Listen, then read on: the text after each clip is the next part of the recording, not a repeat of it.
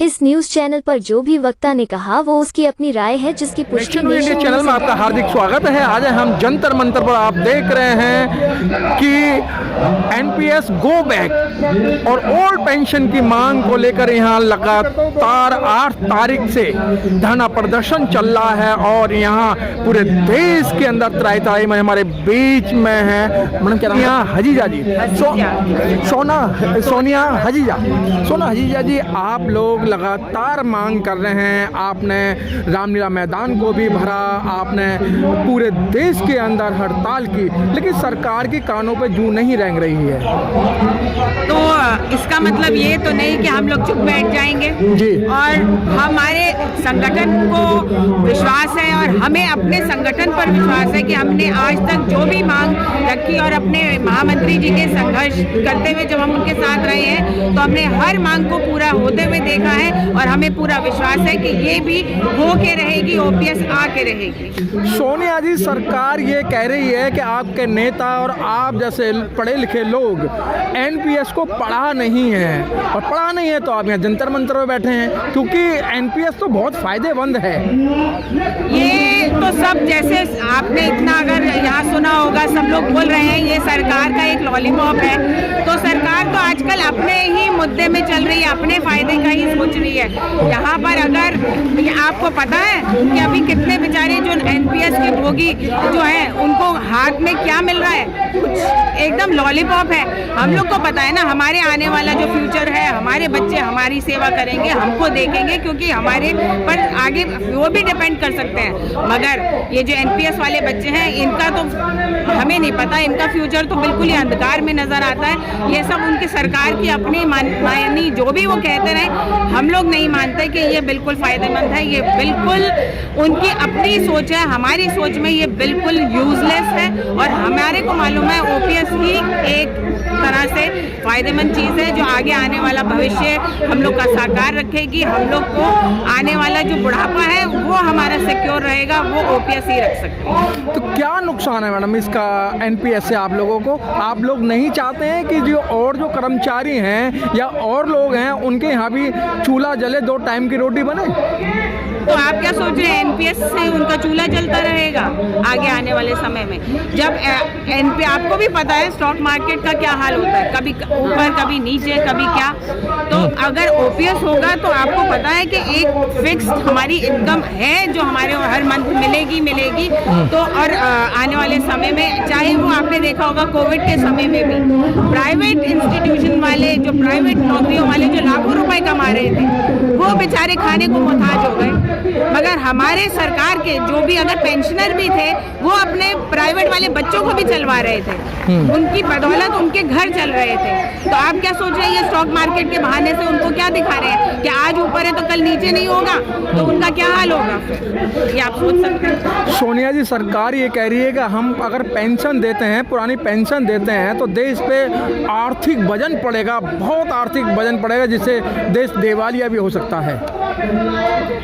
ये आप कुछ कहना चाहिए? आपको स्थिति है, आप जब भारत अपनी दिखा रहे हैं, मोदी जी उनके आने से कितना कुछ बढ़ गया है, कितना कुछ मतलब हमारी जो सरकार है कहाँ ऊपर जा रही है और कितना कुछ फायदे की चीज़ें वो दिखा रहे हैं कि स्टार्टअप्स हो रहे हैं, ये सब हो रहे हैं, तो उनको क्या लगता है आर्थिक स्थिति बढ़ नहीं रही है? एक हमारे पुराने लोग जो अपनी पूरी जिंदगी सरकार को दे देते हैं और हर जगह उनको अपने बोनस मिल रहे हैं, मुनाफा दिखा रहे हैं, तो क्या अब हमारे को पेंशन देने से हमारी सारी जिंदगी की जमा पूंजी तो हमारी ले ली?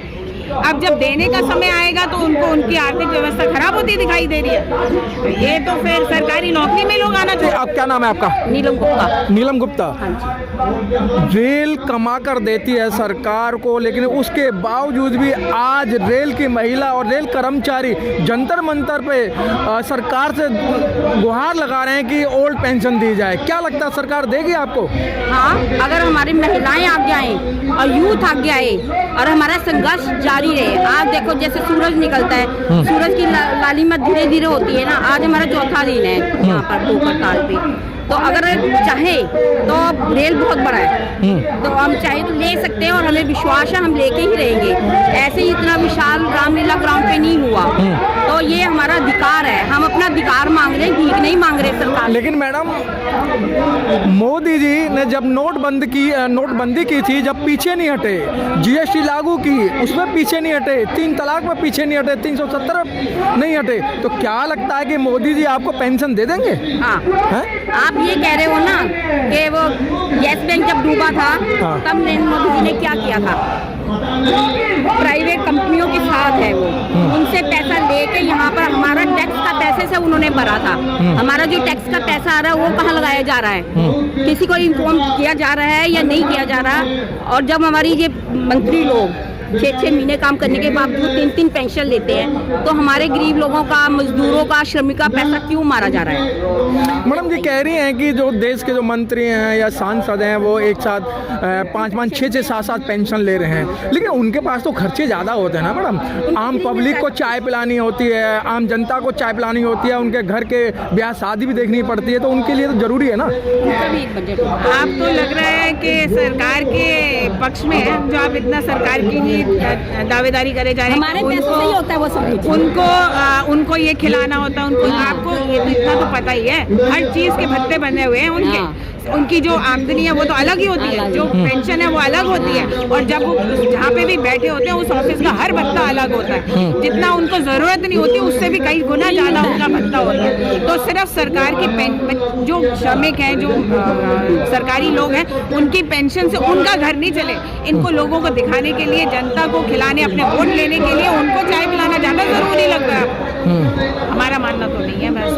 तो हमारे को तो लगता है जितनी जरूरत हमारे साथियों को पेंशन की है, अगर उनको इतने भत्ते मिल रहे हैं, उनको इतनी पेंशन मिल रही है, तो और आए ना, सोशल वर्क में लगाए ना, पैसे दिखाए ना, क्यों इतने भत्तों में बैठे? कहने नहीं चाहिए, ये पेंशन दें और लोगों में, गरीबों में बांट दें। क्यों नहीं अपने पेंशनों से लोगों के आधे तो जेब में ही जाते होंगे, ये तो लिख के ले लें। चाहे वो कोरोना काल में देख लीजिए, कोरोना काल में सरकारी रेलवे कितना हेल्प करी है, किसी भी मंत्री ने अपने जेब से पैसे दिए कि कोरोना काल में लगाया गया हो पैसा। इवन की फिल्म स्टार ने भी लगाया पैसा, सबने लगाया, किसी मंत्री को देखा कि उन्होंने कोरोना काल का मैं ये कह रही थी कि कोरोना काल में किसी भी मंत्री ने अपने जेब से पैसे लगाए, कहीं है रिकॉर्ड कि उन्होंने भी हेल्प की हो? ये सब पैसा हमारे टैक्स से, जो भी ये करते हैं टैक्स के पैसों से किया जाता है। मैडम ये आप यहाँ 3 दिन से लगातार सर्द हवाओं के अंदर यहाँ बैठी हैं, और एक तरफ कहते हैं कि मोदी जी की बेटी बचाओ बेटी पढ़ाओ, आप भी किसी की बेटी हैं, आप भी किसी की पत्नी हैं, आपका ख्याल नहीं आया, क्यों नहीं दे रहे वो आपको ओल्ड पेंशन, पुरानी पेंशन? मैं भी बेटी हूँ, मेरी आगे भी 2 बेटियाँ हैं, और बिल्कुल सही कह रहे हैं आप, उनको क्यों नहीं ख्याल आ रहा? अभी आप जैसे कह रहे हैं तो उससे तो साफ यही जिक्र हो रहा है कि वो सिर्फ बोलने के लिए है, करने के लिए नहीं है। और अभी आपने अगर यहाँ पे सुना होगा तो यहाँ जितना रोष हमारे सब साथियों में है, तो आने वाला समय बहुत भारी पड़ने वाला है, मोदी जी को बहुत भारी पड़ने वाला है। अच्छा मैडम, पहले आज से कुछ साल पहले जो AIRF के जो राष्ट्रीय महामंत्री हैं शिव गोपाल मिश्रा जी, अगर एक बार खड़े होकर इनकलाब का नारा लगा दिया करते थे, सरकार की चूलें हिल जाती थी, सरकारें घबराती थी। लेकिन आज आप 3 दिन से बैठे हैं पूरी साल आंदोलन करते हुए, लेकिन सरकार के कानों पर जू नहीं रेंगी जा रही है। ये आप कह रहे हैं, मगर ऐसा कुछ है नहीं। हम लोग भी अभी ठीक है, सरकार को थोड़ा थोड़ा धीरे धीरे समय दे रहे हैं। मैडम धीरे धीरे समय दे रहे हैं, जो क्यों नहीं रेंग रही, जो इसलिए नहीं रेंग रही, वो पूंजीपतियों के साथ है। सरकार नरेंद्र मोदी जी नहीं चला रहे, जो पूंजीपति हैं बड़े बड़े, जैसे कि अंबानी है, अडानी है, वो चला रहे हैं सरकार, तो वो उनके साथ है। वो आम गरीब जनता की कैसे सुनेंगे? और सरकार उनकी, पुलिस उनकी, मीडिया उनकी। मैडम ने मीडिया का नाम लिया है। मैडम इस समय अगर और कोई धरना प्रदर्शन हो रहा होता तो यहाँ मीडिया बड़े पैमाने पे होता, लेकिन आप जायज़ मांग रख रहे हैं और नए युवाओं के भविष्य के बारे में सोच रहे हैं, लेकिन यहाँ मीडिया आपको कवर नहीं कर रहा है। तो इससे साफ जिक्र होगा कि ये जैसे अभी हमारे साथी ने कहा कि पूंजीपतियों का है, तो उनको पता है सरकार को कि ये सब जायज़ मांगे हैं और बिल्कुल सही हक के लिए हमारे साथी लड़ रहे हैं, तभी तो उन्होंने मीडिया को भी अपने तरफ तरफ ले रखा होगा। सिर्फ मीडिया आज क्या दिखा रहा है, राम राज्य, सुबह शाम आप हर चैनल पे सिर्फ अयोध्या अयोध्या अयोध्या। ठीक है, हम भी हिंदू हैं, हम भी राम के साथ हैं, मगर अगर राम राज्य लाना है आपको, अपनी सबका विकास, हमारा विकास, सबका विकास, राम राज्य लाना है तो लाइए ना ओपीएस, लाइए ना हर साथी के लिए ओपीएस, कि हर साथी आपका नाम ले, राम राज्य है, आप कहे ना कि हाँ मोदी जी सबका विकास कर रहे हैं, राम राज्य लाए हैं, सभी एक ही पेंशन से जी रहे हैं। क्यों? अब आने वाले आपके साथ समझते हैं, ये जो युवा साथी हैं वो उतने ही शिद्दत से, उतने उससे काम करेंगे जितने हम पुराने लोगों ने काम किया। उनका बेचारों का तो मन होगा कि जाए फिर प्राइवेट में, जब उनको गवर्नमेंट में क्या रखा है। आज अगर इसमें भी अगर इनको एनपीएस है कहीं वो ये लोग तो धीरे धीरे हर कुछ खरीदने की उसमें प्राइवेटाइज करने में है, सब कुछ है, तो सरकार को तो कह देना चाहिए। और कोई एक टाइम आएगा सरकार ही नहीं रहेगी तो सब अपने ही मनमाजी रहेंगे। तो सरकार तो यही चाहती है ना सर कि आप लोग भूखे रहें तो मोदी जी को याद करेंगे। मोदी जी को याद करेंगे? आपने ये कैसे सोच लिया? भूखे रहेंगे तो बल्कि और रोष आएगा। और जितना इनका अभी 24 में बहुत होप लगाए बैठे हैं, ये ना हो मोदी जी का तख्ता पलट जाए और फिर उनको होश आए कि क्या कर दिया मैंने। मैडम आप गलत कह रहे हैं, अमित शाह जी कह रहे हैं कि 50 साल तक हमें कोई हिलाने वाला नहीं है, आप 2024 में तख्ता हिला रही हैं जी। अच्छा, अर्थव्यवस्था की आप बात करिए, अगर एक बार भी रेल चक्का जाम हो गया तो उसकी जिम्मेवारी कौन लेगा? उसकी जिम्मेवारी सरकार को है। कितना नुकसान होगा ये मोदी जी सोच सकते हैं। ये रेलवे का नुकसान ही मोदी जी का नुकसान है, उनको ही जवाब देना पड़ेगा कल। और हम रुकेंगे नहीं, हमारी लड़ाई, हमारी संघर्ष जारी रहेगा, चाहे इसके लिए हमें कितनी भी भूख हड़ताल करनी पड़े। अच्छा मैडम, चलते चलते आपको हजारों लाखों लोग देख रहे हैं, कर्मचारी देख रहे हैं, क्या संदेश देना चाहते हैं?